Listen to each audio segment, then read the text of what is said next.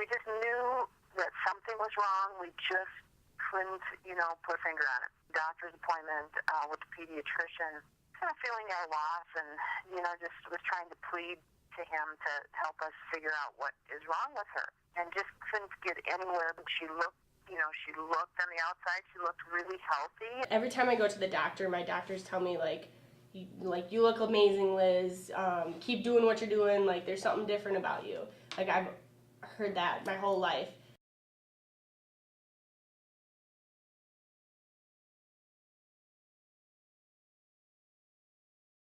When I was in the hospital, they told me, and I'm just like, what? I have to do insulin now? No. When I wake up in the morning, right before I eat, 2 hours after I eat, so every time that I have to take insulin, and then again right before bed. So when I'm out of the hospital, I have a therapy vest, and it's this machine, and it has 2 tubes, and I put on this vest, and it has clips and stuff, and it inflates, and it shakes me. I start with 8 hertz, and then a pressure of 10, so it inflates, and then it starts to shake. All my treatments take up so much time, and CF is a type of disease where it's progressive, so if you don't take care of yourself, it's going to get worse.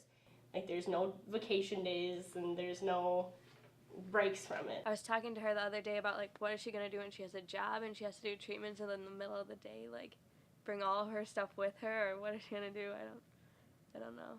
Counseling has always been an interest to me, and I really like the school setting. Next year I'm attending Western Illinois University for the school counseling program there.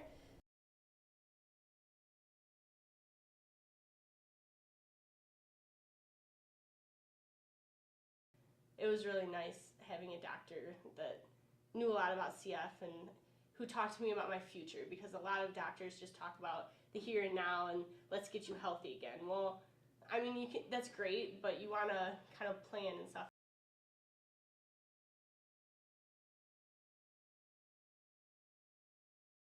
I think we probably just looked up how serious it was, and we're like, oh man. But then she was just Liz to us. When I learned about it, I didn't realize the magnitude, because she doesn't treat it like it's like a huge sentence. She doesn't live her daily life as if this is looming over her.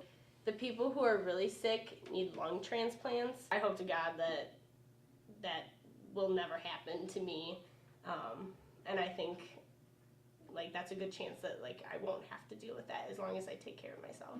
But there always is that possibility where no matter what you do, this disease progresses. We've talked about it a little bit, and we both obviously know it's a terminal disease, but for me it's not something that either of us should plan on ending a relationship because of, I think we're just planning on just going with the flow and seeing how everything goes. So. A couple times a year I'm like, wow, this really sucks. Why me kind of thing, I guess, of course you have your bad days, so just gotta get through.